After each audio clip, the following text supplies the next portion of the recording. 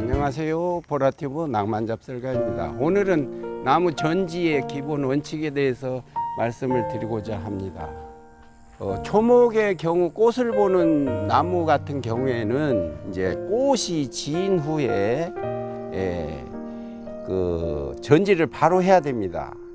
지금 예를 들면 철쭉이나 목련을 가을에 하게 되면 내년에 꽃을 못 보게 됩니다. 그래서 지금부터 그 말씀을 좀 드리도록 하겠습니다.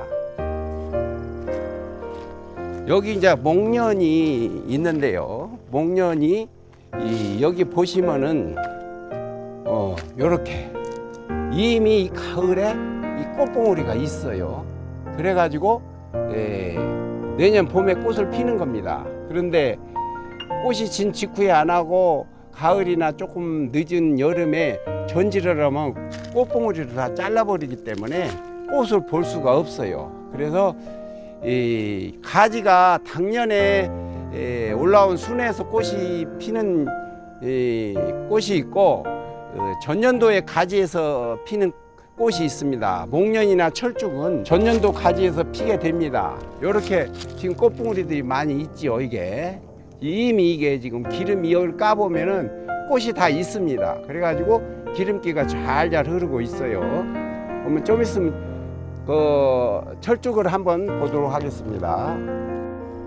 철쭉의 경우에도 바로 여기를 보시면은 지금 이렇게 보면 끝을 가서 볼록합니다. 약간 이미 꽃봉오리가 그가 형성이 돼 있어요. 그러면은 이거를 지금 전지하게 되면은 이게 꽃을 못 보게 됩니다. 그러니까 5월 달에 꽃이 피고 바로 전지를 해야 됩니다. 여기 보시면은 이거는 다 좀 정확하게 돼 있네요. 이거 보면은 여기가 볼록하죠. 끝에 요게 이제 꽃봉오리거든요. 그러니까 지금 자르시면 안 되는 거예요. 지금은 잘라지를 못했다 그러면 놔두고 내년에 봄에 꽃을 보시고 잘라야 됩니다. 이 경우가 목련을 강전지에서 여름철에 지금 가지가 굉장히 무성하게 자란 모습을 보겠는데요.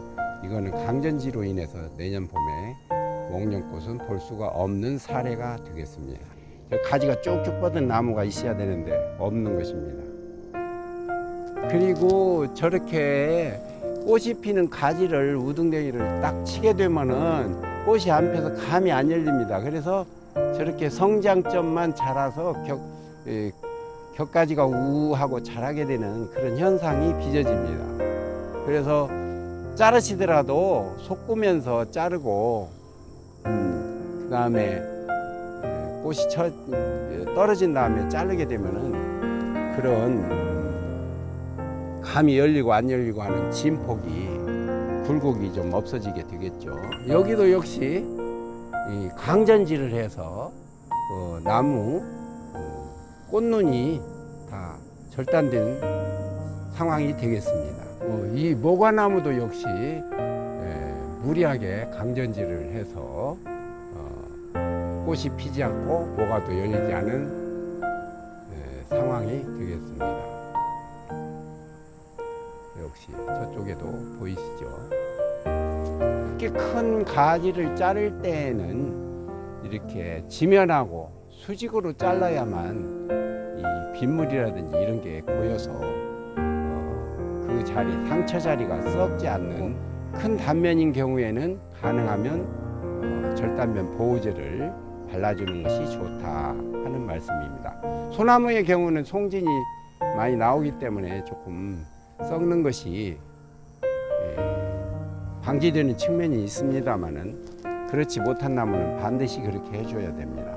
이 경우에는 지금 벚나무가 되겠는데요. 지면과 수직 방향으로 자르려고 노력은 했습니다만은 밑에 부분을 먼저 약간 톱으로 잘라서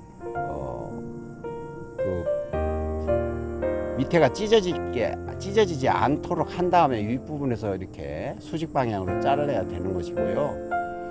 이 벚나무에는 경우에는 강전지를 하면 이게 잘 썩어서 나무가 데미지를 많이 입어가지고 나무가 결국은 죽게 되는 상황까지도 잘 가는 수종입니다. 요 부분도 벚나무가 되겠는데요. 강전지를 해서 자른 수평으로, 지면과 수평으로 잘라서 그 부분이 우수에 침투를 해서 썩은 사례가 되겠습니다. 그래서 이 벚나무의 경우에는 강전지를 삼가해야 되는 수종이고요. 만약에 부득이하게 자른다 그러면 지면과 수직으로 자르고 반드시 그 단면 보호제를 코팅으로 해주는 것이 좋겠습니다. 지면과 수직으로 잘 잘란 나무 형태가 되겠습니다. 여기에다가 절단면 보호제를 발라주면 더욱 좋겠지요. 오늘 간략하게 전지하는 방법에 대해서 소개해 드렸습니다만은 시청자 여러분들은 어떻게 보셨는가요? 시청해 주셔서 감사합니다. 안녕히 계십시오.